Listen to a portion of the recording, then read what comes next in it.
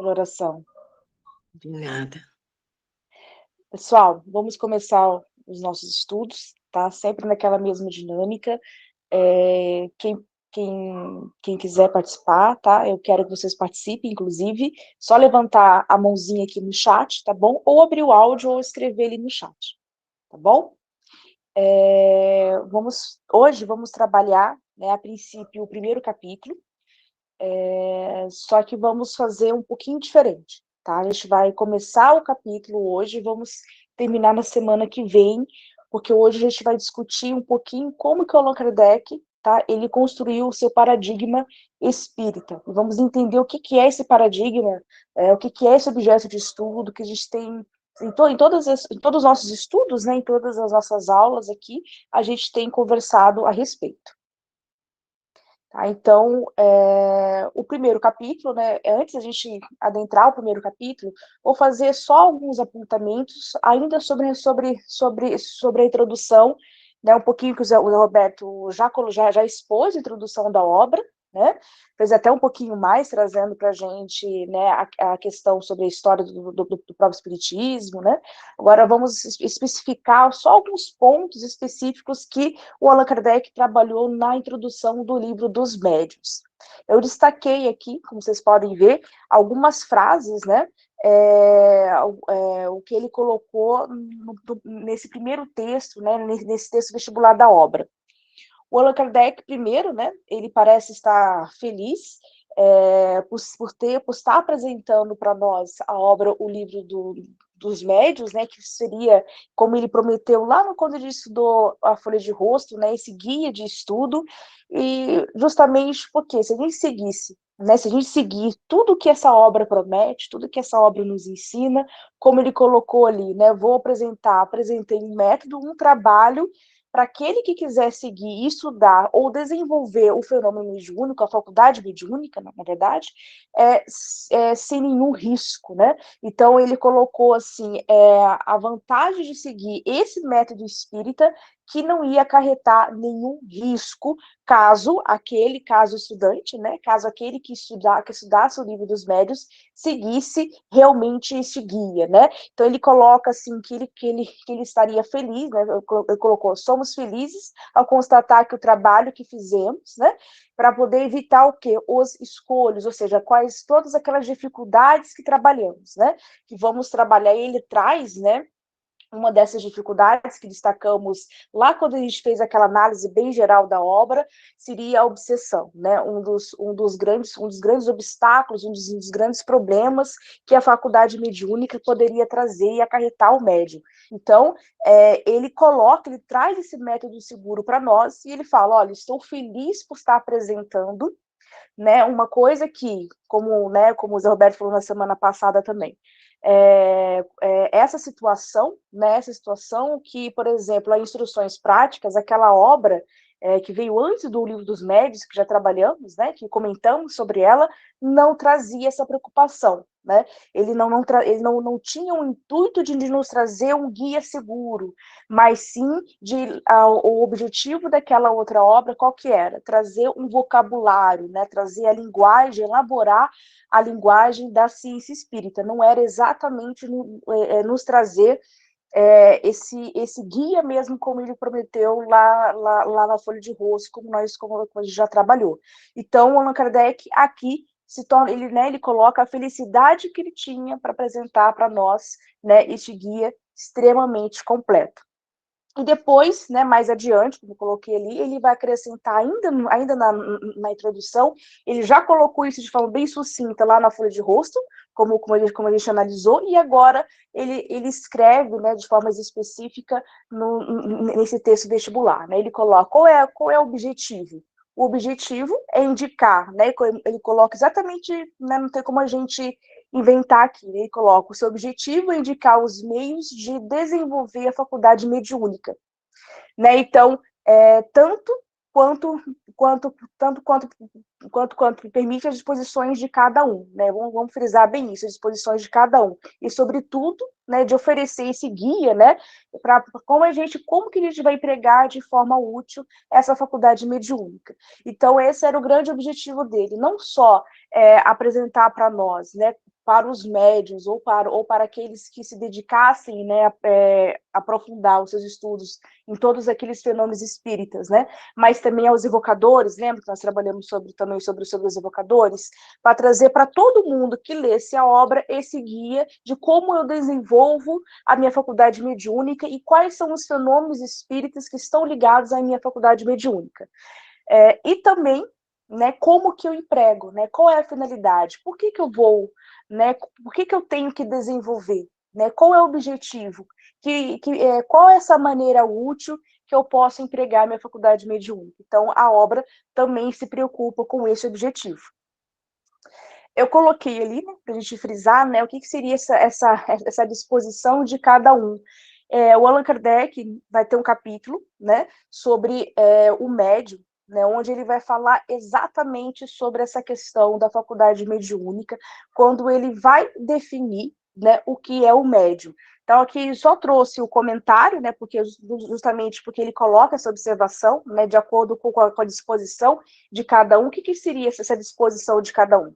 Já que a faculdade, né, mediúnica, cada um, ou seja, todos nós, né, num sentido amplo da palavra, somos médiuns, ou seja, somos capazes de sentir a presença da equipe espiritual, né, ou seja, nem que seja uma sensibilidade muito, muito pequena, todos nós temos essa capacidade de poder se comunicar com o mundo invisível, com o mundo espírita ou com o mundo espiritual, como a gente quiser chamar. Só que tem aqueles, né, que têm uma disposição orgânica específica para desenvolver a faculdade mediúnica como a gente entende, né, que seriam os médiuns ostensivos. Então, ele se preocupa e explica por que algumas pessoas, elas desenvolvem. Só que quando eu falo que como ele colocou ali, que é uma predisposição interna, né, de fato orgânica, a faculdade mediúnica, ele mesmo define assim, e que isso, né, vai influenciar no desenvolvimento mediúnico de cada um, porque isso é muito particular, isso é muito individual, a gente tem que levar em conta, né, todo um estudo antes. Então, se ele vai falar da matéria orgânica, ele tem que falar daquela outra matéria que imprime na matéria orgânica, como o perispírito, por exemplo. Então, ele vai, nessa primeira parte da obra, ele vai pegando todas aquelas informações, todos aqueles princípios fundamentais que ele já abordou lá no livro dos Espíritos, que nós já estudamos, e agora ele vai desenvolver, né? Ele vai amarrar todos esses conceitos e vai explicar agora focado nessa questão do que é o médio, do que é ser um médio extensivo e explicar, né? Então vamos ter um capítulo exatamente, não é o nosso objetivo agora, tá? Mas ele vai explicar exatamente o que seria essa disposição de cada um. Alguma pergunta, pessoal? Por enquanto, sobre a introdução, acho que todos nós já lemos, né? A introdução desde a semana passada, isso aqui só apenas alguns pontos que a gente pode destacar e grifar aqui no nosso texto. E ele também vai dizer, né, independente se a gente tem uma disposição orgânica ou não para a faculdade mediúnica, todo aquele que se debruça, né, que se dedica a estudar os fenômenos espíritas, ele tem que partir de um estudo sério e completo, né? Então, essa observação que Allan Kardec nos coloca, né, desde o livro dos Espíritos, ele retoma essa seriedade metodológica, também com o livro dos médios, principalmente. Então, ele fala, qualquer pessoa, né, qualquer estudo de qualquer ciência, como ele mesmo coloca, a gente não aprende brincando. Então, a gente tem que ter um campo de estudo e seguir isso, né, de forma metodológica e o mais séria possível, né? Então, ele fala, todos os fenômenos espíritas, ou seja, toda a interação com os espíritos, por se apresentar primeiro para uma coisa nova, né, eu tenho que ter um estudo sério e completo para poder compreender esse fenômeno. Fora isso, eu vou ter uma visão muito rasa e possivelmente muito incompleta, e dando origem, né, como a gente já conversou, àquele vários sistemas de interpretação desses fenômenos de forma errada. Se eu não partir de um estudo sério e completo, eu não vou conseguir entender exatamente o que seriam esses fenômenos que ele vai chamar de fenômenos espíritas ou os fenômenos mediúnicos, e alguns fenômenos anímicos também, tá? Então, nesse sentido, ele vai trazer aqui o grande objetivo da obra, nessa nossa obra em estudo, que é o livro dos médiuns, que ele vai fazer o seguinte: isto é um estudo sério, como ele se dissesse para a gente, estou te apresentando esse estudo sério e completo, né? Tanto que, como lembra quando a gente estudou o sumário, que como Allan Kardec se preocupou em catalogar, né, e apresentar um fenômeno, e também dando o seu conceito de cada faculdade mediúnica, né? Então, isso aqui é um estudo sério, né, e ao mesmo tempo completo, né? Tanto que a gente não pode dizer que tenha nenhuma outra obra que veio e superou o livro do, ou seja, toda a codificação, né? Mas aqui especificamente o livro dos médios, né? A gente temos obras complementares, mas não obras que superou esse primeiro trabalho do Allan Kardec de apresentar de forma séria toda essa ciência espírita. Então, ou a ciência do espírito, como eu coloquei ali. Então, essa obra, né, o livro dos espíritos, ele se apresenta como um livro mais de princípios, e um livro mais filosófico, vamos colocar assim, onde ele apresenta os fundamentos de toda a ciência espírita, de todo o conhecimento espírita, não só no seu viés científico, né? Mas ele também, agora, com o livro dos médios, ele vai apresentar de fato a ciência espírita, antes nunca concebido por nenhuma obra antes, né? E agora a gente pode dizer nenhuma obra que veio, inclusive, superar o livro dos médios enquanto a apresentação dessa ciência do espírito. Outras obras, né, extremamente importantes também para o nosso estudo, mas elas vêm complementar, não superar o livro dos médios. Lembrando, né, que o livro dos médios, sim, ele veio superar aquela primeira obra, né, que foi Instruções Práticas. Ele veio com esse objetivo, inclusive, como Allan Kardec colocou, ele que tinha o objetivo de apresentar algo mais completo, né? Essa era a promessa dele, né? O estudo que ele tinha, e é o que ele apresenta. Ele fala, agora sim, o livro dos médios, que vem superar as instruções práticas, se apresenta como um estudo mais sério e mais completo, né? Apesar de, como nós vimos, né, isso não nos permite a gente não estudar instruções práticas, né? Pelo contrário, até por uma questão histórica, temos que saber, né? Apesar de que esse livro, né, o livro dos médios, se apresentar, inclusive, muito mais completo, né, não nos isenta de não estudar as instruções práticas, até para a gente entender e ver como que o Allan Kardec foi evoluindo, né, na sua pesquisa da ciência do espírito. Então, ele coloca assim, então, para que eu possa apresentar essa ciência do espírito, né, eu tenho que desenhar primeiro, como o Allan Kardec nos coloca, eu tenho que desenhar primeiro um paradigma. Para eu apresentar qualquer ciência, eu tenho que apresentar, como nós, né, sempre estamos falando nos nossos estudos. Eu tenho que ter um objeto de estudo, eu tenho que apresentar um método, eu tenho que apresentar quais são as leis, quais são as teorias que estão tudo em volta desse meu objeto de estudo. Então, essa é o que a gente propõe para a noite de hoje, para a gente entender, né, ligando ao nosso primeiro capítulo aqui da obra, como que o Allan Kardec construiu esse grande paradigma da ciência espírita. Deixa eu só passar rapidinho aqui. Aqui, né, onde ele fala, né, que instruções práticas, né, ela foi uma obra que veio para superar, né, então por isso que ele é o grande objetivo do livro dos médios, primeiramente, era superar instruções práticas, né, e desenvolver algo mais exclusivo para a ciência espírita, que é lógico que foi, né, que ele colocou para os médios, mas também, né, como ele coloca ali, né, mas não só para os médios, mas para todo aquele que queira, né, ter um guia de estudo da ciência espírita.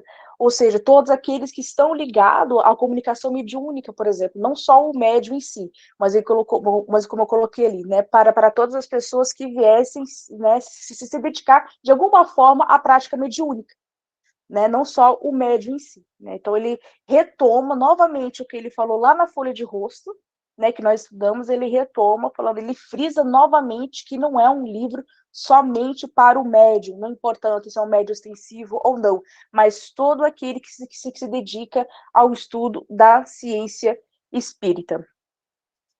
Alguma questão, pessoal? Vocês estão caladinhos hoje? Alguma questão ainda sobre a introdução? Desde a aula da semana passada com o Zé Roberto e essa pequena revisão que fizemos? Então, esse, né, foi basicamente, são os pontos principais que a gente pode destacar desse texto vestibular do Allan Kardec, aqui na obra, tá? Agora, vamos, então, ver o que é, aliás, o primeiro capítulo, né, o primeiro capítulo da primeira parte, lembrando que a obra se divide em duas partes, né? Então, agora nós vamos ver o primeiro capítulo da primeira parte. Então, como coloquei, né, a primeira parte do livro dos Médiuns, né, é uma antologia ao estudo do espiritismo, né, composta por 4 capítulos, como já conversamos. O primeiro deles, que é intitulado A Espíritos, ou algumas obras, elas se traduzem como Existem Espíritos, tá? Tanto faz o título, não muda o sentido, né, da pergunta.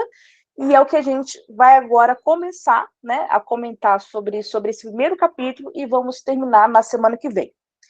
Então, o primeiro ponto de partida do capítulo, né, o Allan Kardec começa dizendo o seguinte: as pessoas que ainda duvidam sobre a existência dos espíritos, que duvidam por diversos sistemas, ou por diversas,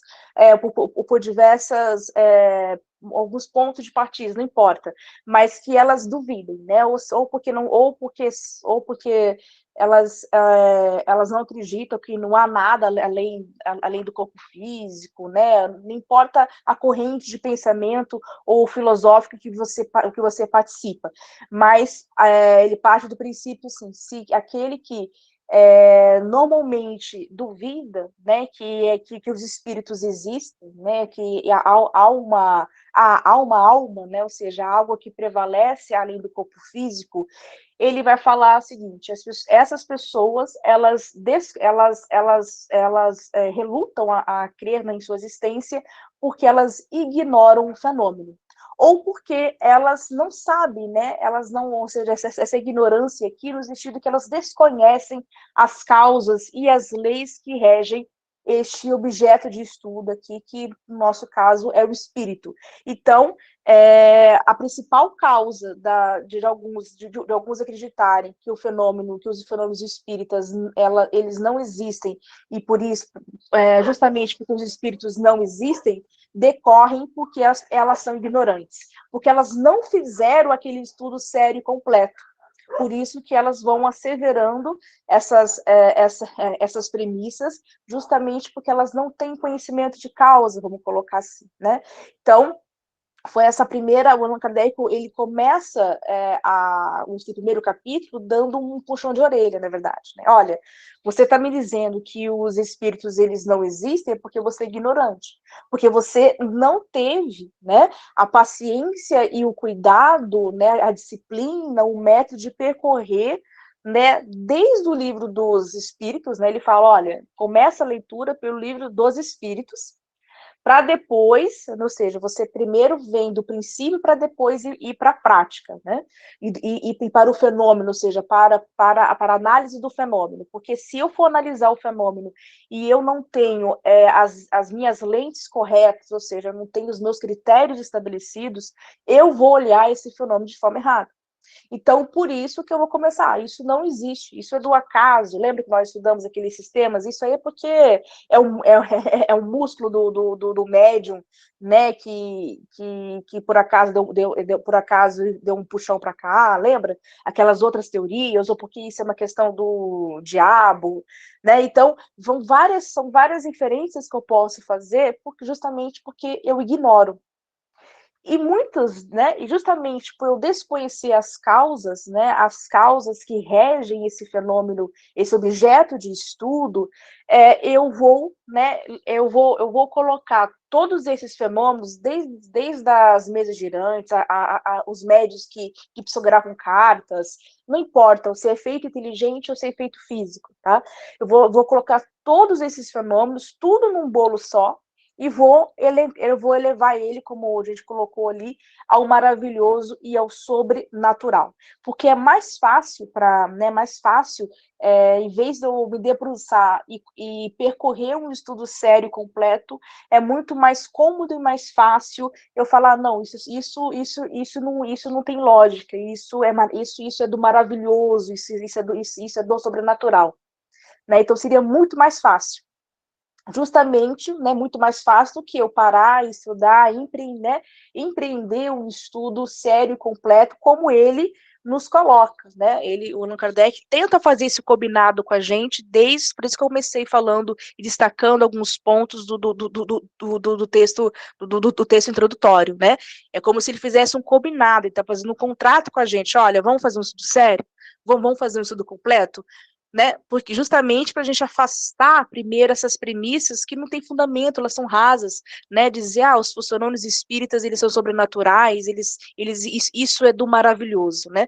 Tanto que depois ele vai ter um capítulo só para falar, ele volta a ser temática, ele fala, olha, vamos ter um capítulo onde a gente vai trabalhar, né, justamente quais são as causas, o que leva as pessoas, né, encararem o fenômeno espírita que nos parece tão lógico, né, porque quando a gente já pega a ciência já pronta, né, e a gente já começa a estudar, os fenômenos espíritas nos parecem lógicos, mas nem sempre foi assim na história do nosso conhecimento, né, então era muito mais fácil, né, eu falar que isso é maravilhoso e sobrenatural. Então ele vai ter um capítulo onde ele vai exatamente colocar para nós, né, quais são realmente as premissas das pessoas que classificam os fenômenos espíritas como sobrenaturais. Alguma questão, pessoal? Vocês gostariam de comentar? Pode falar, Neide. Pode falar, Neide. Acho que seu microfone está fechado, se você estiver falando. Esqueci de abrir o microfone. Inclusive, a gente vê muito em filmes, né, uma distorção completa, né, dos fenômenos espíritas, né, e até hoje a gente vê tanta coisa, assim, que a ignorância impera ainda. Eu não sei se vocês viram uma reportagem de alguns adolescentes, não sei se foi no Rio Grande do Sul, que eles fizeram aquele jogo do copo, para chamar espírito, evocar espíritos, não sei se você lembra, para evocar os espíritos, e eles desmaiaram, eles ficaram mal, foram internados, eles foram para o hospital. Então, isso já diz como ainda existe essa ignorância a respeito, o desconhecimento, tá? E aquela coisa de não querer, eu acredito até, Ana, que seja um pouco de preguiça das pessoas de quererem se aprofundar um pouco mais para saber.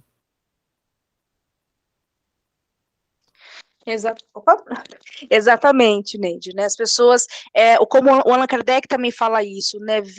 Por ele fala assim, o espiritismo a gente não aprende brincando, né?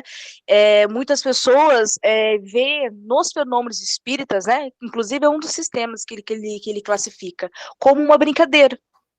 Né, por isso que ele se preocupou lá né, do primeiro texto que nós lemos, ele fala, olha, eu vou indicar, além de como você desenvolver a sua faculdade mediúnica, de quais são os perigos que você pode encontrar, caso você não siga alguns critérios, né, e vou também te mostrar um objetivo útil, né? Para onde você tem que, para onde você vai poder seguir, né? E guiar a sua faculdade mediúnica, né? Então, quando eu faço para uma pura diversão, além de ser um perigo, né? Porque eu vou estar logicamente evocando, ou eu vou estar dando, né? Dando terreno, né? Para aqueles espíritos que também não se ligam a questões sérias, né? Que não faz as comunicações sérias, ou como o Kardec coloca, as comunicações, né, vão brincar de forma frívola, né, com a gente, né, então, e isso é muito sério, né, isso é um dos perigos que ele coloca, né, então, assim, não só a preguiça, como você colocou, né, mas também a diversão, né, é uma coisa que fascina as pessoas, né, um fenômeno, as pessoas, elas querem apenas analisar o fenômeno, mas não querem estudar, né, ou né, brincarem com eles, né. Então, Allan Kardec, isso já na época de Kardec, já faziam isso e muito, né? Nem todos aqueles encontros dos salões de Paris, né, que ele frequentava, que, como, né, o Zé Roberto falou bastante na semana passada, sobre esse período histórico, nem todos eram comunicações sérias, né? O Allan Kardec teve a oportunidade de conhecer tanto aquelas pessoas que estavam ali zombando, pessoas brincando, com espíritos também brincalhões, como aquelas comunicações sérias, né? Então, ele teve essa oportunidade, por isso que ele botou, né? Justamente porque ele viveu isso, né? Ele experienciou e ele conseguiu estabelecer os critérios, né?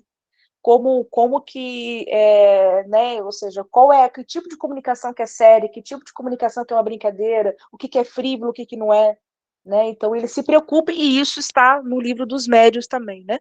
Onde ele fala sobre os tipos de comunicações. Uma delas é essa, né? Essas comunicações onde que o médium está brincando, o espírito também está brincando, aí vira uma bagunça, né? Aí você perde a finalidade útil da faculdade mediúnica e abre para todos os outros perigos, né? Além, né? Esse é o grande mal, né? Perfeito. E, inclusive, antigamente, nessa época do Kardec, era considerado como espetáculos, né? Era assim, um atrativo assim, para que toda a sociedade pudesse ver. Né? Exatamente. Não, que eles estavam fazendo aquilo que eles não conheciam, né?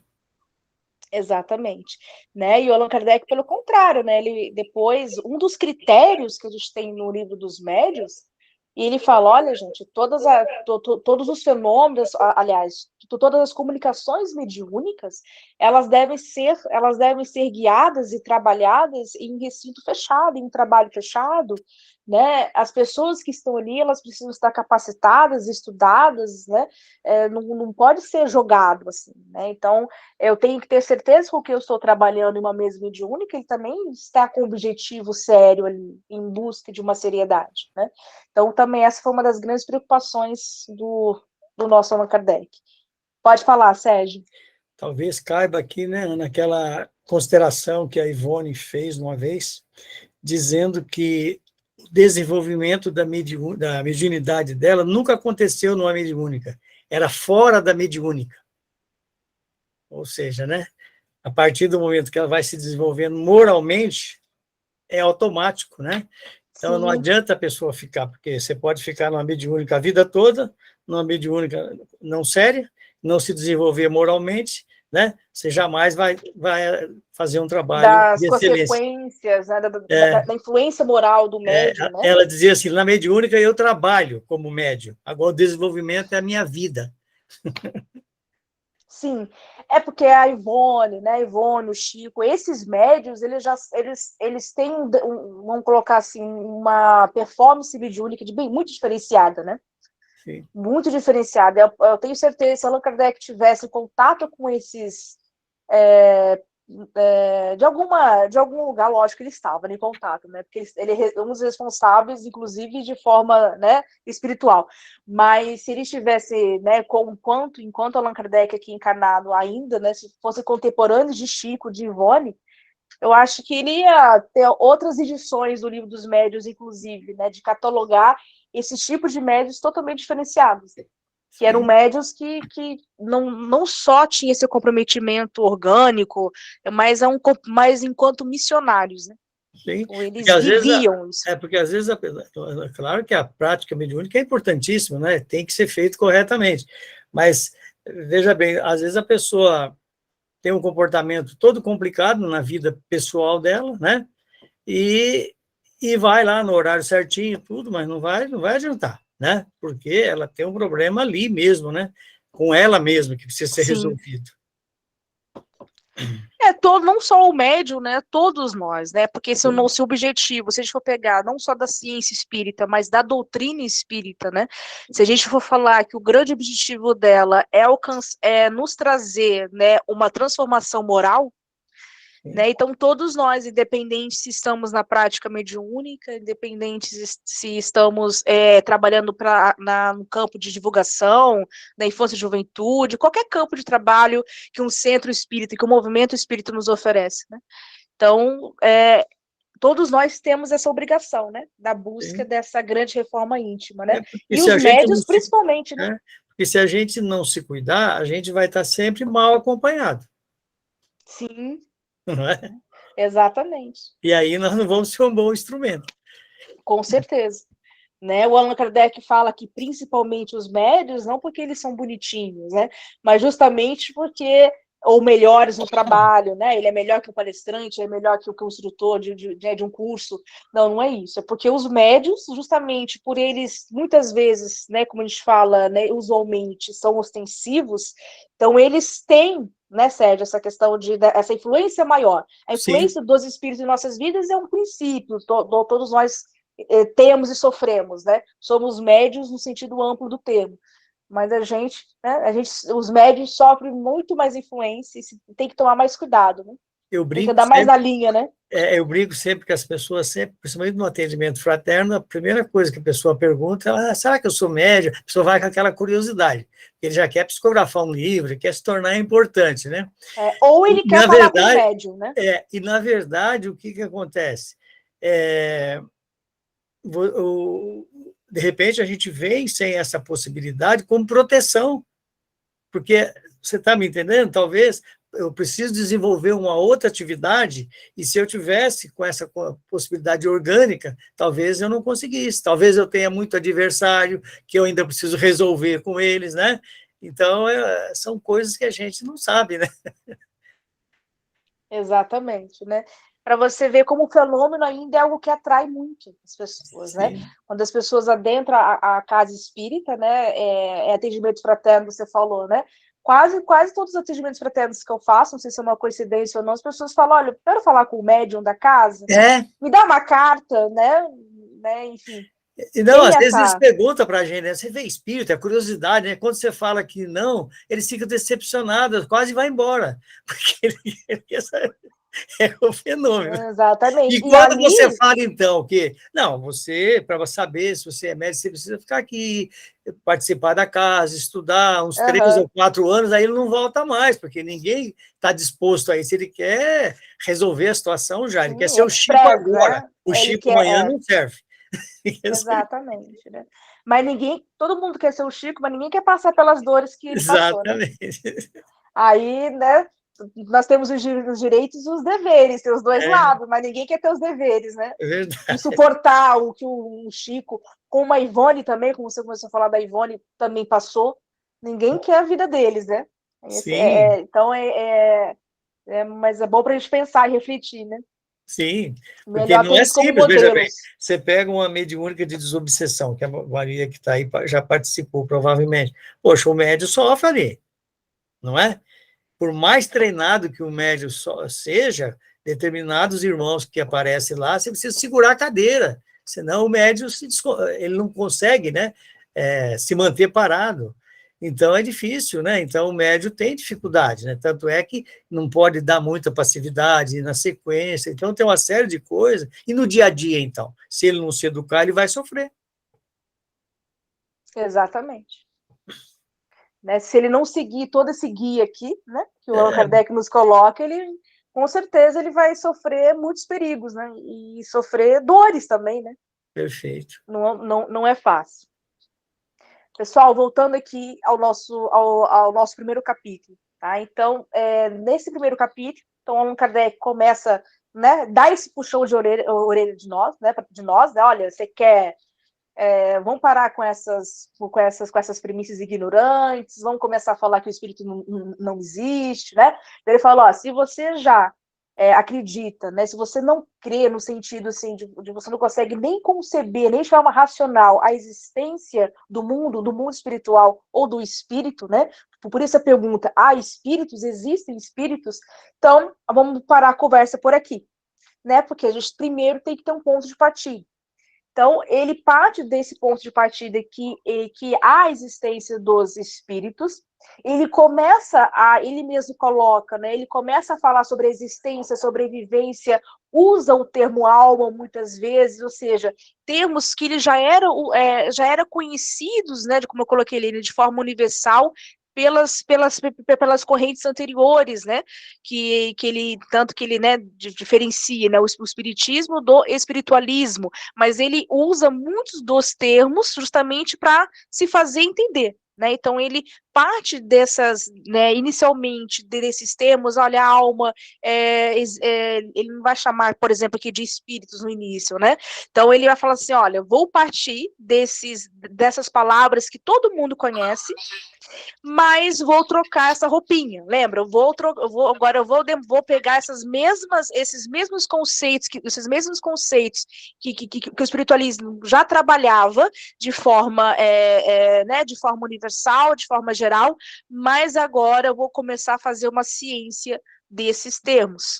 Então, por isso, alguns termos ele troca, né? Alma, agora vamos colocar de princípio inteligente, de espírito. Então, ele tem que fazer isso porque ele quer fazer o quê? Ele quer fazer uma demonstração, como eu coloquei ali, uma demonstração positiva, uma demonstração científica. Só que apenas trocar os termos, né? Ele fala, lógico que a termologia, e isso nós já temos desde as instruções práticas, a obra, é extremamente importante, mas ela é incompleta. Eu não posso apresentar uma nova ciência só trocando as palavras ali, coisa que o espiritualismo já falava, e falava, ó, isso aqui é uma nova ciência, só troquei os termos e vou chamar isso de ciência. Não, ele teve que demonstrar, né, e ele começa fazendo isso neste capítulo, ele teve que demonstrar a construção desse paradigma espírita. Então, para que eu possa, né, o que seria, o que é o paradigma de uma doença, de uma ciência, né? Então, para que eu possa apresentar uma ciência para o mundo, eu preciso, né? Isso desde que a gente trabalhou lá no livro dos espíritos, eu preciso de um objeto de estudo, eu preciso de critérios, eu preciso de parâmetros, eu preciso quais são os meus instrumentos de análise, quais são os meus fundamentos, qual é o laboratório, né? Como que eu desenvolvo essa ciência? Como que eu provo? Quais são os meus meios de pesquisa? Então, todo esse conjunto, tudo isso que faz ser uma ciência, a gente vai começar a chamar de paradigma. Tá? Então, todas as ciências, as teorias que querem, né, sair, ou seja, eu não quero somente ser um conhecimento filosófico, eu não quero ser somente um conhecimento histórico, ou somente um conjunto de crenças, né, que acredita que há algo além da morte, como que é o espiritualismo. Eu quero ter um pouquinho a mais, né, para oferecer isso um pouquinho a mais, para eu conseguir ser um conhecimento científico, eu preciso de um paradigma. Então, o Allan Kardec já sabia disso. Né, o Allan Kardec já sabia disso, que quem estava lendo, né, o livro dos médios, toda a codificação, ia perguntar isso para ele, tá, mas você quer ser uma ciência, você quer mostrar para mim que eu posso fazer uma ciência do espírito. Como é, então, que você faz? Qual o método que você seguiu? Quem é o seu laboratório? Aqui, no caso, o nosso próprio laboratório é o médium, né? Então, como que eu consigo provar que os espíritos se comunicam? Eu preciso de um instrumento, eu preciso, né? Aqui não seria um tubo de ensaio, não seria uma conta matemática, eu preciso de um médium, por exemplo. Então, por isso que ele colocou no capítulo o médium. Né? Então, eu preciso apresentar todo esse meu conjunto não é só o meu objeto de estudo, né? O objeto de estudo, desde o livro dos Espíritos, ele já colocou, ele já apresentou para a gente, é o Espírito, né? Lembra que ele colocou, olha, será que é Deus ou será que é o Espírito? De Deus eu não posso fazer ciência, né? Eu não tenho como mensurar Deus, mas o Espírito eu posso fazer ciência, eu posso inclusive me comunicar com ele. Então, ele é meu objeto de estudo. Só que não basta só meu objeto de estudo, eu tenho que ter todas as teorias que envolvem esse objeto de estudo, quais são as leis, qual é a forma de pesquisa, né, como que eu trabalho esse meu objeto de estudo. Então, todo esse conjunto a gente vai chamar de paradigma. Né? E no caso da ciência espírita, o paradigma espírita. Como que o Allan Kardec ele se construiu? Né?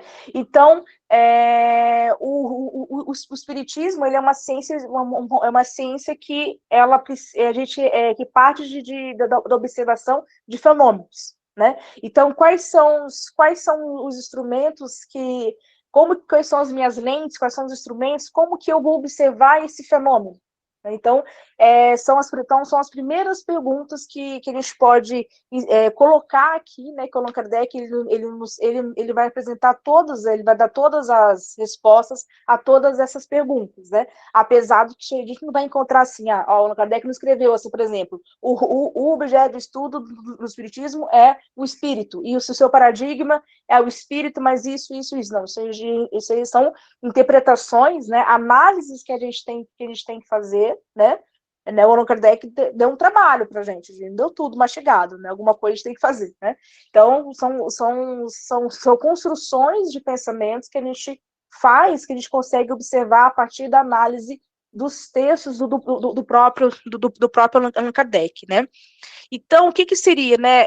Eu compartilhei com vocês esse texto do Silvio, né, o paradigma espírita, onde exatamente que a gente vai trabalhar agora logo mais, esse texto, né, ele vai, o Silvio, ele se preocupou, né, primeiro apresentar para a gente o que é um paradigma, né, só que ele está numa linguagem um pouquinho mais complicado do que está aqui no slide, tentei só reinterpretar o que o Silvio colocou também, e como Allan Kardec formou esse paradigma, né? Ou seja, a gente não pode dizer, quando Allan Kardec apresenta esse paradigma, que o espiritismo não é uma ciência, né? Como muitos contraditores queriam, né, e ainda querem mostrar, né, falando, olha, o espiritismo pode ser uma ciência. Lógico que pode, ele inclusive tem um paradigma, né? O que seria esse paradigma? Segundo o Silvio, né, é um mapa, né? É um mapa onde eu vou ter um objeto de estudo, o método, as leis, os critérios, tudo aquilo que fundamenta uma ciência.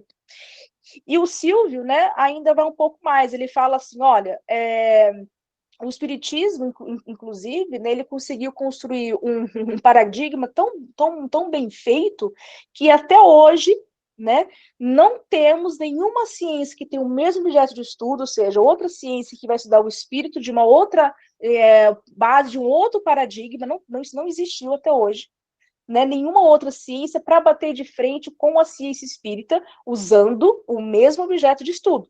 Tá? Lembrando, eu não posso pedir ou exigir que uma outra ciência, como a física, a matemática, a psicologia, que seja, que tenha outros métodos, outro paradigma de estudo, venha fazer comparação. Para eu fazer uma comparação com uma ciência ou outra, eu tenho que partir do mesmo paradigma de estudo, do mesmo mapa, ele colocou assim, né? Do mesmo mapa. Eu não posso nunca pedir para que a outra ciência não tenha autoridade, né? Ou seja, o paradigma ele atribui uma autoridade àquela ciência, e o espiritismo tem. Né? E é o que ele começa a falar, olha, quando ele falou aqui no nosso texto, né? Aquele que diz que o espírito não existe, primeiro, não conhece o seu paradigma, não conhece todo o estudo que está em torno desse objeto de estudo. Né? Então, por isso, ou seja, ele é ignorante, ele ignora né? E fala, olha, isso aqui não é ciência, isso aqui é sobrenatural. Né? Então, a gente vai provar aqui que é porque as pessoas não conhecem de fato. Tá? Outra questão, né? Ele vai falar o seguinte, que nenhuma outra ciência, né? Ou seja, a ciência espírita é uma ciência de observação dos fenômenos mediúnicos, ou seja, dos fenômenos espíritas. E nenhuma ciência, né, ela pode ser levada a sério, né, ela não pode ser levada a sério se ela não apresenta os seus princípios. O Espiritismo fez isso? Fez. Se ele não vai ter as teorias em torno deste princípio, o Espiritismo fez isso? Fez. E não vai me trazer um método de aplicação de todos esses fenômenos. O Espiritismo fez? Apresentou para a gente? Apresentou, que é o Livro dos Médiuns. Né? Então, que é o que ele vai trazer, ou seja, qual é o método, como que eu olho, como que eu vou teorizar esses fenômenos espíritas. É o que o Livro dos Médiuns nos apresenta. Então, se eu tenho tudo isso, né, ou se eu tenho tudo isso, então eu posso dizer sim, o Espiritismo tem um paradigma. Ele pode agora, não é somente um conhecimento filosófico, não é somente um achismo, uma crença, é também uma ciência. Né? É uma ciência porque ele tem todos, em torno dele, tem todo esse corpo de princípios, de teorias e de método. Alguma pergunta, pessoal? Alguém não entendeu o que seria esse paradigma? De forma geral, né? De forma geral, toda ciência precisa ter esse paradigma para ela ser considerada séria. Né? Se eu tiver ausência de um desses itens, né, eu não posso considerar, né, ciência, levando em conta que a ciência, ela é né, ou seja, toda a ciência é aquela que observa o quê? A natureza. Né? Os fenômenos espíritas, eles pertencem à natureza, logo, não é sobrenatural. Né? A física observa a natureza? Observa sobre outro prisma, sobre outro paradigma, sobre outro objeto de estudo. Alguma dúvida, pessoal? Não sei se a gente tem alguma coisa no chat. Acho que não. Do que seria esse paradigma, ou seja, esse conjunto com todos esses itens? Por exemplo, né, para ficar bem mais fácil, né? A física, que é uma ciência que a gente estuda ali no colégio, né? Não sei se tem algum físico aqui. Né? Então, a ciência que a gente estuda lá no colégio. Há muitos e muitos anos atrás, a física, ela não tinha nenhum nome dela, chamado física, né? Era chamado de filosofia da natureza, filosofia natural. Porque ela não era considerada uma ciência, ela era considerada um campo da filosofia. Era um campo no campo filosófico que observava a natureza e tirava dali algumas premissas, alguns conhecimentos. Eu acho a chuva acontece por causa disso, os corpos se movimentam por causa disso. Quando ela começou a ficar mais independente, né? Vamos colocar assim, a filosofia como uma mãe e a filosofia da natureza como um filhote, como um filho. Quando esse filhote começou a ficar mais independente, ele ganhou um nome. Nossa, agora eu vou me chamar de física. Quando ela começou, né, a mudar de nome, a ter esse nome, ela se afastou da filosofia. Ela se afastou da filosofia para ser chamada de física. Por que ela se afastou? Agora eu não sou mais um conhecimento filosófico, ou tão somente conhecimento filosófico. Eu sou também uma ciência, porque eu tenho um objeto de estudo, eu tenho agora as minhas próprias leis, as minhas próprias, né, o meu campo de ciência, e agora eu vou conseguir uma cadeira ali junto com as outras ciências, assim, com a matemática, com a química, e assim por diante. Uma delas, né, essa historinha, né, é verídica, né? Antigamente, né, se a gente for pegar os livros muito antigos de física, vai estar ali escrito filosofia da natureza ou filosofia natural. Não era ainda física. Né? É por isso que ainda hoje muitos físicos são filósofos ao mesmo tempo também. Né? Então, eles não tinham uma ciência independente. Quando ela virou independente, ela trouxe ao mundo o seu paradigma. Agora eu sou um departamento, agora eu posso ter um departamento, ter a minha comunidade científica que vão abrigar os físicos. Pode falar, Sérgio. Nós poderíamos pensar assim, que a filosofia vai na frente, né? E quando consegue, né, se estruturar, vira ciência. Né? Por exemplo, exatamente, a mais recente, nós temos o caso da psicologia. Até 1880 e poucos, antes de Freud um pouco, a psicologia era um departamento da filosofia. Né? Exatamente. Ou seja, todas as outras ciências, elas derivam dessa grande mãe, né? Vamos Isso colocar nós estamos assim, falando né? da filosofia geral, porque tem a filosofia da Isso, ciência, que aí já é uma outra. tem a filosofia da ciência A que está sempre nossa regendo, né? filosofia, a nossa filosofia aqui do Espiritismo é a filosofia da ciência espírita, e é diferente da Exatamente, filosofia geral, né? exatamente. Né? Mas ela parte, ou seja, ela parte de princípios filosóficos, sim, né? Ela bebe de outros conhecimentos, sim, mas ela, opa, agora, né? O Allan Kardec fala, os fenômenos, que a gente vai chamar de fenômenos espíritas, sempre existiram. 13:10. Sempre existiram. Né? Só que nunca ninguém fez ciência disso, isso eu não conheço, né? Eu poderia fazer filosofia disso, eu poderia construir uma crença em torno desse fenômeno, mas não tinha ainda uma comunidade. Cláudio, de novo. Alguém gostaria de falar? Estava só com o microfone aberto, né? Então, assim, eu não tinha um campo somente científico ou positivista, né? Para poder estudar o espírito, para poder estudar esse fenômeno. Ou seja, quem é a primeira pessoa que fez isso? Aliás, vamos colocar não pessoa, né? Qual foi o primeiro movimento que fez isso? A codificação espírita, né? Através do Allan Kardec, do Espírito de Verdade, toda aquela construção que nós já trabalhamos. E que apresentou, né, e completou todas essas lacunas, né? E é interessante que esse pensamento, pessoal, de pensar a ciência, né? Que aí é a filosofia da ciência, né, Sérgio? Pensar a ciência a partir de paradigmas, a partir de construções, de corpos de construção, de itens que eu preciso, de critérios que eu preciso cumprir para que eu possa ser chamado de ciência, veio depois de Allan Kardec, veio depois do século XIX, isso é uma questão do século XX para cá. É muito recente. É muito recente, e o Allan Kardec já previa isso. Olha a mente não dele, né? Ou seja, toda a codificação desses espíritos encarnados e desencarnados, né? Os médiuns também, todo mundo, sem desmerecer, pelo contrário, né? Qualificando o trabalho de todo mundo. Todos eles, né?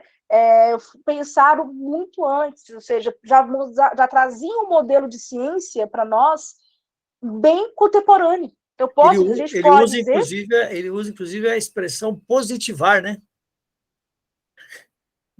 Positivar, método indutivo, né? Tudo coisa que... Exatamente, muito moderno, né?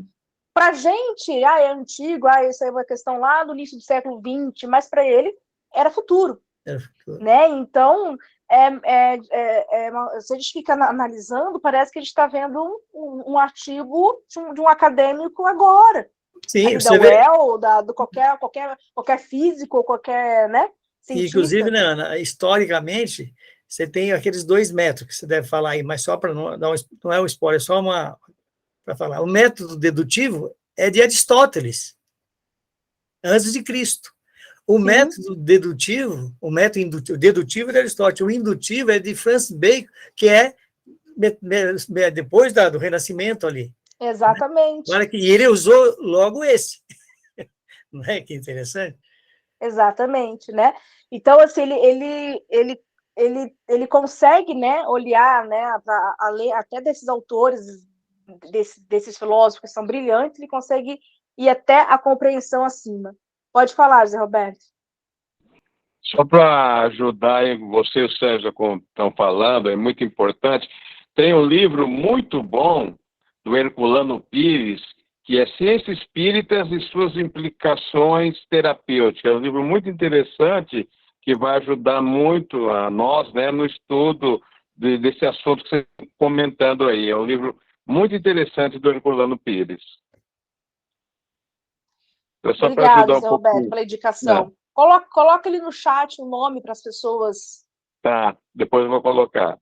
Obrigado. Ou lá no grupo. Chat, então. Ou lá no grupo. Vou colocar no grupo, aí aqueles que não fácil, vieram, né? pode ver em todos. Beleza. Né, o Herculano Pires, né, nosso Kardec brasileiro, né? Era tido o apelido dele, né? Nosso Kardec brasileiro, filósofo também, né? Debateu tudo isso que a gente está estudando por agora, né? Alguma dúvida, pessoal, sobre o que seria esse paradigma espírita? Tá difícil? né? Como a gente sempre conversa aqui, né, Zé Alberto, a gente não tem pressa aqui, né? Então, se a gente precisar ficar 3 dias de estudo, estudando o primeiro capítulo, não temos, não é que nem um curso, né, que a gente tem que dar conta daquele alimento e pronto, né? Aqui a É, gente é mais flexível. isso é verdade. Isso é muito importante para todos que estão participando, né? Não, realmente não é o curso igual o ESD, né? O Sérgio também participa. Esse é um estudo. Então, o estudo faz parte, né, de todas as informações que a Ana está trazendo, os pontos de vista de cada um, o conhecimento que cada um tem. É importante trazer, né, nessas discussões que são salutares, engrandece o conhecimento de cada um, né? Então, isso é muito importante, não ficar somente conosco, né? Mas, com certeza, todos que estão participando têm conhecimento da doutrina e pode trazer muito conhecimento para nós. Isso é muito importante, isso ajuda no nosso estudo, né? Isso é salutar, muito salutar. Porque senão, né, Zé, deixa Isso de ser mesmo. estudo e passa a ser aula, né? Exatamente, né? A aula toda nós já tivemos, né? Lá no EG. Exatamente. Isso, não é uma aula, é um estudo, É. e é interessante que eu não vou cansar de comentar.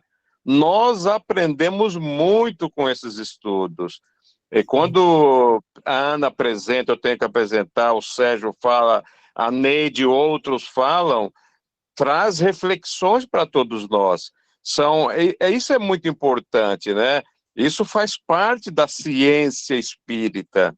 São informações, são pontos de vista que nós talvez não tínhamos pensado, e quando alguém traz, a gente para um pouquinho e fala, é verdade, eu não tinha pensado sobre isso. Ou então, nos faz pesquisar. Algum comentário que é feito, fala, puxa vida, é interessante isso, faz que a gente pesquise e a gente aprenda muito com isso, né? Então, por isso é um estudo, por isso que é muito interessante a participação de todos, que vai trazendo conhecimento, né? Isso engrandece demais o nosso estudo, né? Tem que fazer as perguntas, né, Zé? Se não souber, pergunta para os chama os universitários. O que eu na minha fala semana passada, Sérgio, até falei para você, você não estava, mas você vê, uma coisa que o Sérgio falou que eu nunca tinha parado para analisar, eu tinha até pensado, não tinha analisado. O mundo progride através das perguntas, não das respostas. Então, isso faz com que a gente pare e analise. Isso é um comentário que o Sérgio fez lá no ESD e marcou muito para mim. Realmente é isso. Então, realmente, a pergunta... Por isso que aí eu comecei a valorizar muito mais o trabalho. Eu já tinha valorizado, mas muito mais a gente começa a valorizar o trabalho do Kardec. Porque se nós temos essa doutrina espírita hoje tão importante, foram pelas perguntas que o Kardec fez, que aí vieram a resposta, que veio esclarecer um monte de dúvidas que ele tinha, que nós temos e ainda temos, né? Mas as perguntas que o Kardec fez realmente foram espetaculares. Então, realmente, isso faz sobressair isso que o Sérgio comentou. A gente evolui com as perguntas. Porque uma pergunta bem feita, bem colocada, traz uma resposta que, no momento, nos satisfaz. Mas, não, como a Ana comentou, não precisamos ficar parado e nos satisfazer com aquela resposta. Vamos em busca de mais. É assim que nós progredimos, né? E isso faz parte do nosso estudo. E, às vezes, uma pessoa faz uma pergunta e você até dá uma resposta, mas todo o nosso conhecimento é relativo, nosso conhecimento é até esse momento. Aí você responde e você mesmo fica insatisfeito com a resposta que você deu. Aí você vai pesquisar e aí vem a humildade. Se você vê que não estava boa, na outra vez você vai lá e complementa a resposta, né? Lógico, nós estamos aqui... Exatamente. Nós vamos desencarnar e aprendemos menos que 1% do que nós temos que aprender.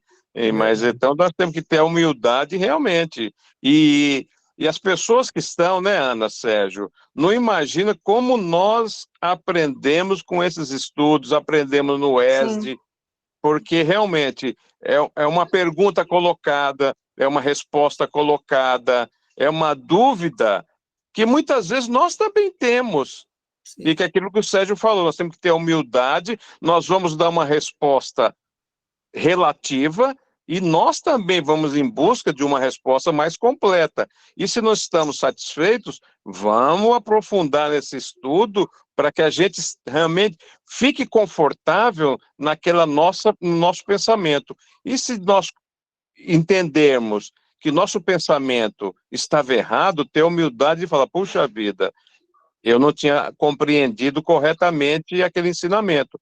E falar, olha, porque não tem nenhum problema nós chegarmos aqui, gente, eu entendi errado, eu passei alguma coisa que não era realmente. Eu fui buscar respostas e encontrei uma mais adequada.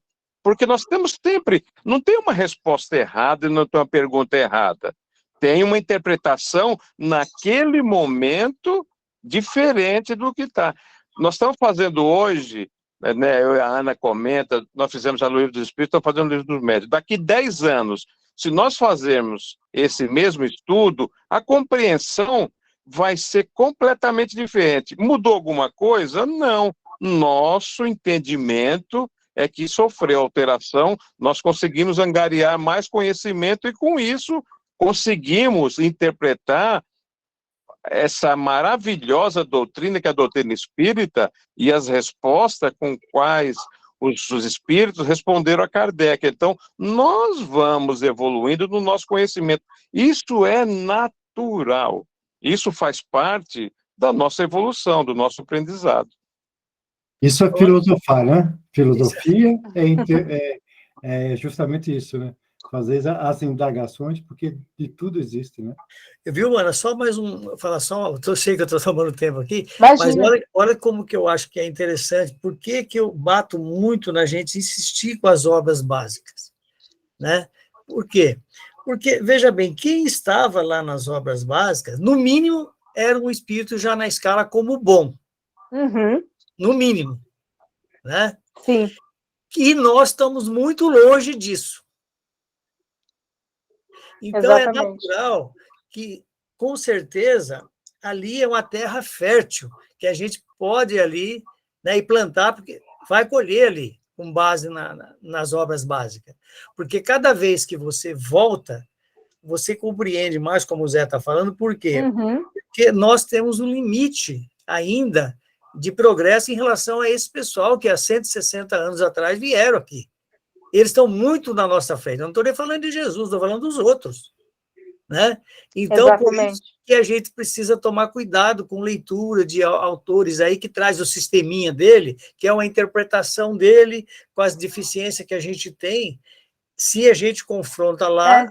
se preocupar com sistemas, né? Como a Kardec falava. Cuidado com o sistema que você está lendo. Que você tá, exatamente, porque quando a gente fala de filosofia, nós falamos de sistema. É um homem imaginando certas coisas e trazendo a opinião dele. A ciência não é sistema. A ciência é um estudo com base, você cria os paradigmas, estabelece as regras e você vai chegar à conclusão em conformidade com aquele regramento. Se você estabelecer um regramento diferente, pode dar um resultado diferente, não é? Então, a ciência, em tese, a gente sabe que é quase impossível fazer isso, mas ela deveria ser nada subjetiva, deveria ser sempre objetiva, em relação ao método estabelecido, né? Exatamente. Quem tinha falado era o José Marques? Eu acho que eu não ouvi direito o que ele falou. Estava o José Roberto? Não, você? Eu mesmo. Justamente que na mesma linhagem que você estava colocando antes. Tudo surgiu por causa da filosofia e as indagações. Perguntar o porquê disso, o porquê daquilo, por que o Sol gira, ou a Terra que gira. Então, essas indagações é que leva a criar-se... As perguntas, né? Exatamente, né? A busca pela verdade, né? Aí sim que surgiu toda a ciência, né? Então, eu estava só pegando aquele... Quando o José estava falando, eu estava falando de pegar essa mão que você tinha começado da filosofia lá atrás. É porque, assim, a filosofia, ela não tem esse conhecimento, esse comprometimento como a ciência tem, né? Mas isso não quer dizer também, pessoal, que um conhecimento seja mais importante do que o outro, né? Isso a filosofia da ciência diz isso, né? Não é porque a ciência ela é dona da verdade. Ela também é uma busca do conhecimento. Ela também é uma busca do conhecimento. Né? É lógico que ela dá no nosso meio, ela dá um status maior, né? Que é o que o Allan Kardec queria fazer com a ciência do espírito, né? Ou com o espiritismo, como a gente quiser chamar. Né?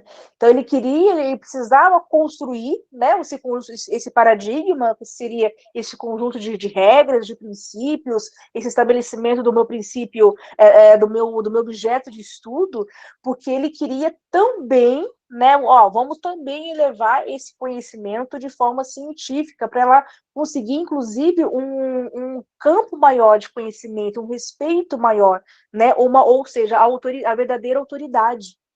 Porque o século XIX estava marcado por quê? Pela supervalorização da ciência.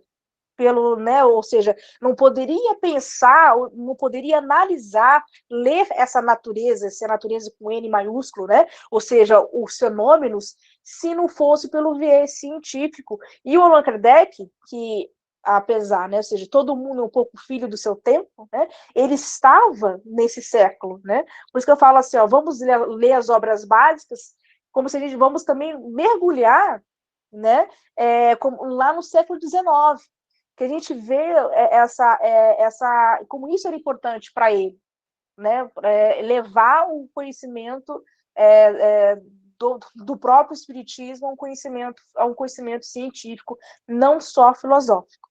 Né? E é o que ele fez. Né? Aqueles críticos que falam que ele não fez, né? Ou que ele mal conseguiu definir o que seria o espírito, né? Como foi aquele vídeo daquele filósofo que eu compartilhei com vocês e tal, ele fala, olha, é ignorante, é porque não estudou, é porque não fez esse estudo sério completo, não honrou aquele combinado que eu prometi, lembra? Desde o texto introdutório. Olha, vamos fazer um estudo sério completo? É porque não empreendeu isso. Né? Por isso que cai nesses sistemas rasos, né? Nessas premissas rasas. Pode falar, naquela Sérgio. época ali, você vê que, né, a ciência tinha acabado de romper com a religião. Então, ele não podia trazer nada que não fosse científico, tivesse uma base científica. Ia ficar esquecido. Exatamente. Né?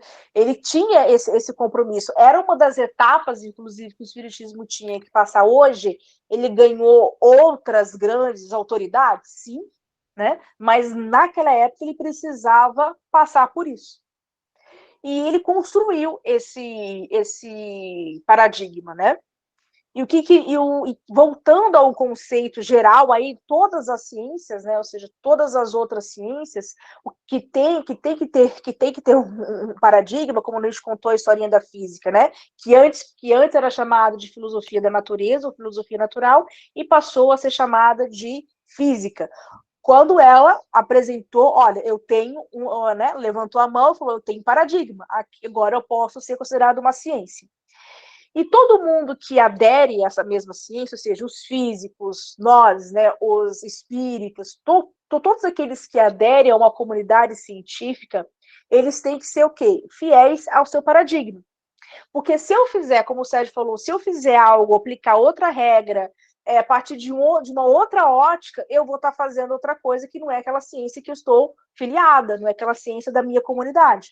Então, ou seja, por isso que eu coloquei ali, o dever de todo cientista é insistir no emprego de todas as regras e princípios que envolvem o paradigma daquela ciência. Então, quando ele vai observar o fenômeno, então, por exemplo, quando a gente vai fazer um estudo e uma observação de algum fenômeno espírita, eu não preciso mais, como eu gosto de brincar, não preciso mais inventar a roda. O Allan Kardec já me deu para mim. Quais são as regras, quais são os princípios, quais são os fundamentos que eu tenho que partir, ou seja, quais são as lentes que eu tenho que usar para poder analisar um fenômeno espírita, para poder analisar uma comunicação espírita, por exemplo. Né? Então, todo adepto, todo cientista, que no caso, ele tem que ser fiel àquele conjunto de princípios. Ele tem que conhecer, estudar, né, ter aquele estudo sério completo, e ele tem que ser fiel a esse conjunto. Ele não pode fugir desse paradigma, porque se ele fugir, ele vai estar fazendo outra coisa, né, que não é que não é a ciência que ele está afiliado, né? E como que a gente constrói como a ciência constrói o seu paradigma? Né? A gente pode perguntar, tá, você já falou que toda ciência tem que ter um paradigma. Agora, como que a gente constrói na prática esse paradigma? Né? Como que a física conseguiu? Como que o espiritismo conseguiu? Como que essas ciências que a gente estuda, elas conseguiram ter esse nome de ciência, né? Então, como qualquer disciplina, como qualquer área de conhecimento, né, como o nosso colega José falou, ele deriva de um conhecimento maior, né? No caso aqui, vamos colocar a filosofia como esse grande conhecimento maior. Então, dentro de um conhecimento maior, eu tenho várias disciplinas, assim como a física era uma disciplina era chamada de filosofia natural, e ela era uma disciplina. Enquanto eu sou uma disciplina, ou seja, eu ainda não sou independente, eu não tenho ainda um paradigma, eu vou estar, né, eu vou estar chamada nessa primeira fase aqui, que é a fase pré-pragmática, ou seja, não tem a construção de um paradigma ainda, eu ainda não possuo ele, então eu ainda sou uma disciplina de um conhecimento ou de uma ciência muito maior, que ainda pode fazer isso, uma ciência derivar de uma outra ciência, né? Ou seja, quando um estudo dentro de uma ciência maior fica tão importante, ele se torna independente. Tá? Então, quando uma disciplina, não importa se é uma disciplina de uma filosofia, de uma ciência maior, não importa. Quando ele ainda é uma disciplina, a gente vai ter essa fase pré, que é pré-pragmática, ou seja, ela não tem o seu paradigma ainda. Depois é quando ela ganha. Né? Depois é quando ela ganha esse paradigma, ela consegue construir e apresenta para o mundo, faz livros, tem a sua própria sede, né? A sua casinha, como Allan Kardec construiu a Sociedade de Estudos Espíritas, ele já tem a sua sede, pronto, agora eu sou uma ciência. Depois tem a crise, né? E ele já chamar que ele vai passar por uma crise, e dessa crise vai ter uma mudança, né? Então, vamos discutir no final se realmente o espiritismo já passou por essa crise ou se tem chance de passar ou não. É quando essa nova ciência, aliás, quando essa ciência, passando muitos anos, ela começa a perceber que ela está observando ou com as lentes erradas, ou que novas lentes surgiram para analisar essa natureza. Então, ela passa por uma crise. Olha, vamos agora interpretar a física, por exemplo, de uma maneira diferente. Né? Então, é quando ela passa por uma fase diferente. A física, por exemplo, aconteceu com isso. Né? Com Isaac Newton, a gente analisava a natureza de uma forma. Com Einstein, esse paradigma mudou, ou seja, ele trouxe uma nova lente para a gente analisar. Deixou de ser física? Não, é física. Né? Podem ter criado departamentos diferentes, um que estuda mais, um que gosta ou que estuda mais o Isaac Newton, outro que estuda o Einstein. Sim, mas os dois são física, ninguém deixou de ser física por causa disso. Está no grande... física quântica também nessa história. Né? Ou as outras, exatamente, outros autores outros cientistas conseguem trazer novos, incrementar nessa grande receita, vai acrescentando novas lentes e possibilidade de análise da própria natureza. Só que isso tem um critério, né? Eu não posso, levantar, vamos agora analisar a natureza de qualquer maneira? Não. Ele tem que trazer, tem que passar por todo esse mesmo processo, eu tenho que trazer, né, novas leis, novo objeto de estudo, eu tenho que revolucionar, por isso que chama de revolução, né? Então, o que seria essa fase pré-pragmática, né? Eu já expliquei, depois eu vou compartilhar, como sempre, tá, esses slides aqui, que não dá para a gente, não temos tempo suficiente para a gente ler tudo, tá bom? Mas é a fase dos fenômenos. Os fenômenos estão pipocando, está acontecendo, mas ninguém se entende, ninguém consegue conversar um com o outro, cada um observa de um jeito, né? Criam sistemas e conhecimentos de forma sem critério, sem método, né? Então, é quando ainda a gente está tentando buscar essa verdade, tentando buscar a construção dessa ciência, mas eu ainda não consegui amarrar tudo, não consegui estabelecer qual é a minha lente certa para poder analisar esse fenômeno. Então, depois quando eu consigo essa lente certa, que a gente vai chamar de ciência, né? Ou seja, quando eu tenho quando essa ciência, né, ela adquire, coloquei ali o seu paradigma. Agora sim, né, eu superei aquela fase caótica, maluca, né, que todo mundo falava que queria, eu penso isso, eu vou analisar o fenômeno do meu jeito, ou seja, eu supero essa fase do caos, e agora eu vou querer uma fase mais de estabilidade. É quando realmente eu tenho paradigma, eu já tenho meu laboratório, eu já sei como que eu analiso isso, já tenho uma comunidade científica, ou seja, já tenho quem vai colocar em prática essa ciência, né? Então, quem é que trouxe todo esse modelo de analisar essa ciência? Eu coloquei aqui para nós, que é o Thomas Kuhn. Ele é um cientista já agora do século passado, depois de Allan Kardec, tá bom? Ele que trouxe, né? Para a gente ver como Allan Kardec estava na frente, como a gente comentou agora há pouco, né?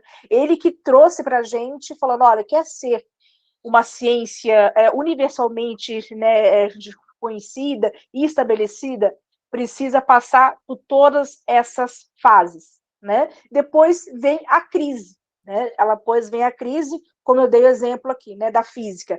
A ciência, de uma forma geral, né, Thomas Kuhn vai dizer, o Silvio, depois naquele texto sobre o paradigma espírita, explica melhor sobre isso. Ele vai falar o seguinte, olha, todas as ciências, de uma forma geral, as ciências de uma forma geral, como a física, que a gente está colocando aqui como nosso exemplo, elas passam várias vezes por crises, ou seja, de mudanças do seu quadro de paradigmas. Porque vem outro cientista, ele tende à evolução, né? Temos a evolução, vai evoluindo, como colocar assim na nossa linguagem, reencarna em espíritos mais avançados, que traz mais conhecimentos para analisar esse tal fenômeno, e assim por diante vai acrescentando e melhorando, né, o nosso intelecto e vai mudando as ciências, ou seja, as ciências vão mudando, né? O Sérgio, por exemplo, falou da psicologia, psicanálise, por exemplo. Quantos paradigmas dentro da psicanálise se construíram depois de Freud, de fazer psicanálise de uma forma diferente, não parou só em Freud, ou seja, pessoas que vêm com esse compromisso, vamos colocar reencarnatório, de trazer essas revoluções, e assim vão inserindo essa revolução e vai mudando, vai melhorando, vai formatando essas ciências, né? Que é o que ele vai explicar aqui quando o paradigma é questionado, eu questiono algum item do paradigma e vou acrescentando, né? Então, isso é bom, né? Isso é evolução, é quando um conhecimento é superado para o outro. E o paradigma espírita, né? Como a gente está amarrando aqui com alguns exemplos, a gente pode dizer sim, né, que o Allan Kardec concebeu e ele estabeleceu esse paradigma espírita, né, como a gente tem falado desde os estudos anteriores, né, ele estabeleceu as regras, os princípios, os critérios, os objetos de estudo, né, então ele ele usou essa mesma matriz do Thomas Kuhn, mesmo não sendo contemporâneo de Thomas Kuhn, que vem muito tempo depois. Então, ainda esse método, né, vamos colocar assim, de ver, de classificar o que é ciência, o que não é ciência, o Allan Kardec como fosse escrito um texto da semana passada, extremamente contemporâneo. Deixa eu só ver se eu consigo... Aqui, ó, qual foi a fase, né? Nós tivemos uma fase pré-pragmática do espírito, tivemos, né? O Allan Kardec fala disso, poderia falar desses, né, dessa fase maluca de sistemas, de pessoas falando, não, isso é sobrenatural, isso é maravilhoso, pessoas, né, abusando de todo esse contexto caótico também, e de sistemas, até alguns ele fala de boa-fé, que tentou criar uma teoria, mas não conseguiu, né, não foi, essa teoria se mostrou totalmente furada, né, às vezes o companheiro estava de boa-fé, né, né, mas ele não conseguiu. Ele não conseguiu, por quê? Porque ele não criou um paradigma, ele não criou um sistema, ele não estabeleceu leis, ele não conseguiu elevar os fenômenos espíritas à ciência, que é o que, né, o Allan Kardec conseguiu. Como que ele conseguiu? Com o Livro dos Médiuns. Né, já logo desde esse capítulo, já explicando para a gente o que seria, né, o título, né, A Espíritos, né, o que seria esse objeto de estudo. Ele apresentando o seu objeto de estudo, do seu objeto de estudo, extraindo seus critérios, as suas leis, e depois o seu método. Inclusive, há um capítulo, né, o método. Então, ele apresenta para a gente, né, de uma forma extremamente coerente, e que não conseguiu superar ainda, né? Aqui, né, só amarrando como que a gente pode analisar, se a gente fosse fazer um passeio de forma bem geral das obras, né, o Livro dos Espíritos veio com esse compromisso de nos trazer os princípios básicos e teóricos, e já apresentar qual é a causa inteligente, né, qual é a causa primária inteligente, enfim. Então, ele veio trazer todos esses princípios. O Livro dos Médiuns, realmente a base experimental. O Livro dos Médiuns, eu casei ali com o Céu e o Inferno, a segunda parte da obra, né, onde ele vai trazer, onde o Céu e o Inferno não é o nosso objeto de estudo aqui, mas também conecta muito com o Livro dos Médiuns. A primeira, né, o Evangelho segundo o Espiritismo, e a primeira parte do Livro dos Médiuns, trazendo as suas consequências morais e filosóficas, a Gênesis, as obras póstumas e a própria Revista Espírita complementando essa teoria, trazendo tanto textos e conceitos filosóficos e também que complementam a base experimental. Então, os 5 livros, a gente quer saber qual é esse paradigma, não vai estar num capítulo só, vai estar nesses 5 livros, né? Aliás, não só nos 5 livros, né? Também com as revistas espíritas. São muitos textos, né, que a gente tem que ler. Então, se a gente quer, né? Se a gente quer analisar ou não, né? Se a gente quer inferir, na verdade, inserir que a ciência espírita não tem um paradigma, aliás, o espiritismo não tem paradigma, e por isso não pode ser considerado uma ciência espírita, primeiro temos que percorrer isso aqui primeiro, para depois a gente conseguir debater com Kardec. Quem levantou a mão primeiro? Sérgio, Zé Roberto também, né? Pode falar, Sérgio.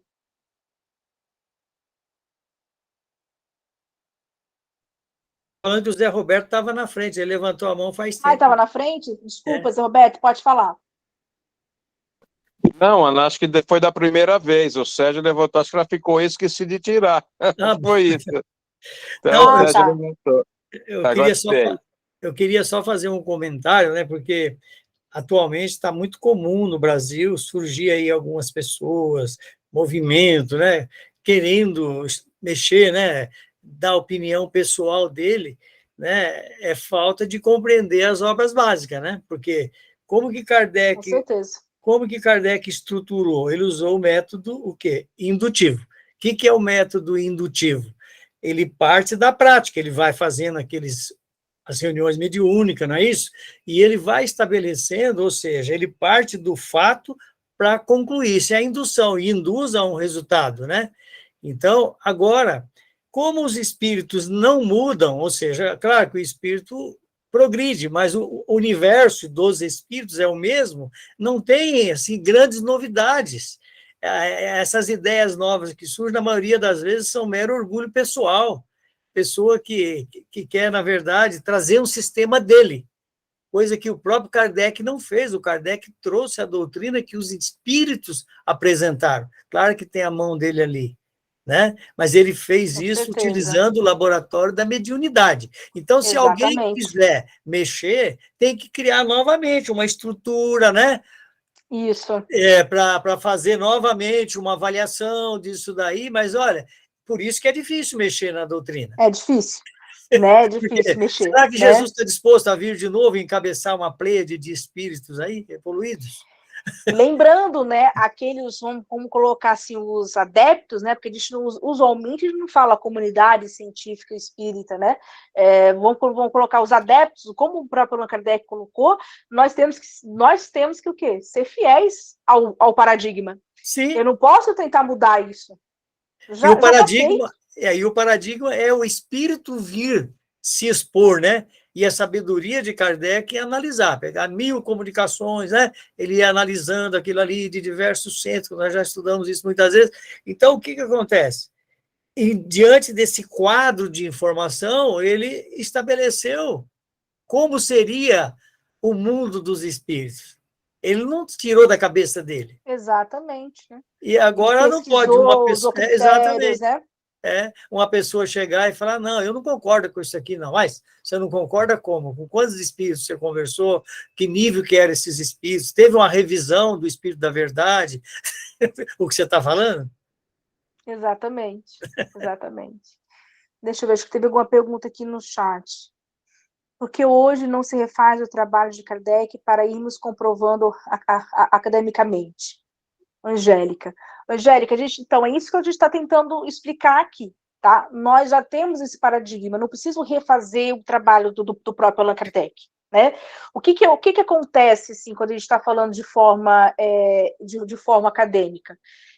A academia, né, ela é envolvida também por muitos interesses, né? Então, por exemplo, o que eu escolho estudar agora? O que me traz o que esse estudo vai me trazer de benefício a uma comunidade maior, né? Então, por exemplo, há um livro que agora eu não me recordo o autor, mas ele é da filosofia da ciência, onde ele ficou em um laboratório mesmo, de tubo de ensaio, esses laboratórios assim. E ele estava analisando, né, esse filósofo, ele estava analisando assim, como que os cientistas, né, escolhem o que estudar agora no momento. Né, o que estudar agora no momento? Nós vamos estudar X ou Y? Qual é o fenômeno que eu vou estudar? E sabe como que eles escolhiam? Pelo interesse, né? Ou seja, qual é o estudo que vai me trazer mais status, né? Qual o estudo que vai me trazer um impacto social maior? Olha, isso aqui vai me trazer, essa pesquisa vai me trazer questões financeiras, vai me trazer muitos artigos onde os acadêmicos vão ler, né? Assim, vai ser mais famoso esse estudo, né? Então, por exemplo, ali especificamente, agora lembrando da obra, estava falando de curas de doenças, né? Quais são as doenças que vai ter mais impacto, que vai me, né? Enfim, então ele estava falando assim, o critério é totalmente por interesse, uma coisa pessoal, não porque é mais interessante ou porque isso é ciência. Eles não estão discutindo se isso é ciência ou não. Agora eles estão preocupados assim, onde que eu vou aceitar. E a academia, né, é mais ou menos como esse livro, como esse cientista, como esse filósofo, ele coloca na obra dele. A academia, você, para fazer um projeto de pesquisa, você tem que conseguir, né, e conseguir criar laboratórios, até mesmo para poder escrever artigos, essas coisas, né? Como que eu vou, né, desenhar isso e provar, né, vamos colocar assim, provar para aquele departamento que minha pesquisa está ok, né? Que a minha pesquisa vale a pena, vamos colocar assim, né? Às vezes a academia fala assim, isso aqui não me interessa. Isso aqui não me interessa, né? Isso aqui não são os autores, você não está partindo um autor, né? O Allan Kardec, infelizmente, ele não tem o mesmo destaque acadêmico como Einstein, como Descartes, como qualquer outro autor de qualquer área, assim, não teve, infelizmente ele não teve. Então a academia é meio assim, você é interessante o seu autor que você estuda, então eu vou te dar esse projeto, eu vou financiar esse projeto, né? Apesar de ser interessante, né? Apesar de ser interessante. E tem uma questão também, Angélica, que aqui no Brasil, né, o Brasil, ele é ainda a gente está, lógico, já está mudando esse quadro, né, mas ainda somos, né, um país que pelo menos que a gente não gostava muito de fazer ciência, né, graças a Deus está mudando. A gente não gostava muito de fazer ciência, né, então, assim, existe pesquisas avulsas, por exemplo, atualmente na academia, o USP estuda os efeitos do passe, por exemplo, né, graças ao Chico Xavier, inclusive, Chico Xavier, né, quem ele representa, o que ele representa, desperta, como você falou, o interesse do público, né, do grande público, mas, então, assim, de forma meio tímida, já está chegando, né, então temos médicos, temos pessoas, por exemplo, da área da ciência, da saúde, vamos colocar assim, já estão estudando os efeitos do passe, né, coisa que o Kardec já fez. E eles não estão fazendo nada além do que o Kardec já apresentou. Só que eles estão fazendo o quê? O diálogo... Oi? Se a gente for pensar lá atrás, o Espiritismo já deu muito exemplo científico de tudo, mas a ciência materialista não aceitou nunca, né? Não aceita, deu um espaço, né? Quando o Kardec chega, ele diz assim, aonde a ciência comprovar que o Espiritismo está errado, fique com a ciência. Vamos pegar um exemplo assim, prático, né? A gente sabe que no mundo espiritual, uma entidade das trevas lá que domina a hipnose, ele pode pegar um espírito enfraquecido ali, né? Induz, a espiritismo diz o quê? Que através da mente dele, ele induz a mente do hipnotizado, e o hipnotizado ele se imagina um dragão, e ele transforma o corpo perispiritual dele num dragão. Ou seja, o espírito hipnotizador não agiu direto no corpo espiritual, agiu na mente do hipnotizado. Se a ciência amanhã desenvolver equipamentos e comprovar que o espírito agiu direto no corpo espiritual, prevalece a ciência. Mas enquanto isso acontecer, prevalece o ensino da doutrina. Exatamente. Então, assim, o espiritismo não ganhou o espaço que o Allan Kardec queria de antemão, assim, né, de forma científica. Mas aqui no Brasil, né, que somos, né, já somos o maior país espírita, mesmo de forma acadêmica, já está chegando, né? Sim. Então tem esse estudo que eu li sobre o passe. A pesquisa da Pineal. Está chegando. Na própria filosofia já está tendo um espaço, então temos centros de pesquisa, né, da filosofia, que eu posso falar que já é mais a minha área, que tem já centro de pesquisas onde o Allan Kardec já é estudado. Já tem filósofos espíritas, né? Não, então, assim, já não é o Pondé, que não é o Pondé, né? Não é o Pondé, né? Mas já tá criando, assim, então acho que é evolução, né? É o que o Allan Kardec esperava da gente, né? Que a gente continuasse a doutrina como um todo, né? Não só na área acadêmica, mas está chegando, né? Graças a Deus, mas está chegando. Pessoal, devido à hora, vamos encerrar o nosso estudo. Como eu falei, vamos continuar na semana que vem, tá? Esse capítulo, e terminar essa história aqui sobre a construção do paradigma. Vai ficar para um próximo encontro, tá bom? Qualquer dúvida, pessoal, vão colocar ali no chat, tá bom? Do chat não, lá no grupo do WhatsApp, que a gente continua conversando por lá, tá bom? Quem gostaria, pessoal, de fazer a nossa oração final? Quem gostaria? Você viu, Zé Roberto? Ninguém quer fazer oração. Deixa eu ver aqui. Escolhe uma, escolhe. Vamos escolher, né? Deixa eu ver aqui.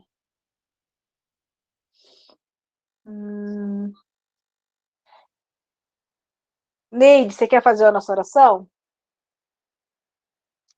Posso sim, eu tinha quase certeza que você ia me pedir. Olha, você viu? Intuição. Ai, tá ótimo. Vamos, então, continuar com o nosso pensamento elevado. Agradecermos a Deus pelo momento de agora, por esse aprendizado de hoje, e que possamos, Senhor, levar conosco todos esses ensinamentos, para que possamos entender cada vez mais o Espiritismo. Tá certo que nós somos ainda muito leigos, mas é através realmente desse estudo é que nós vamos chegar lá. Agradecemos a Jesus, nosso mestre maior, aos nossos anjos guardiães, que estão sempre conosco, nos orientando, nos intuindo, aos nossos queridos irmãos, que estão sempre conosco, também nos amparando e protegendo, e agradecer sempre por tudo que temos, por tudo que Deus nos dá, por tudo que Deus nos desce.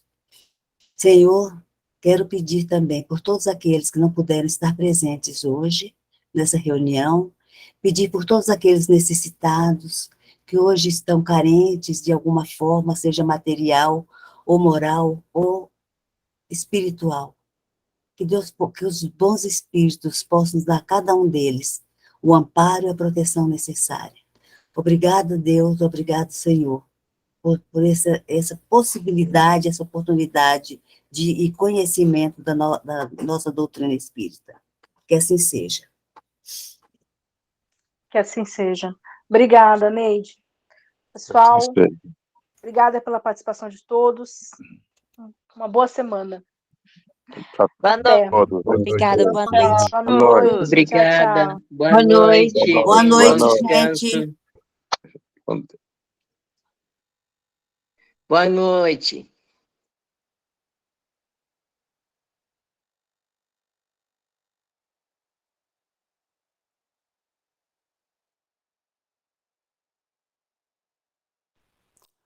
Boa noite, obrigada.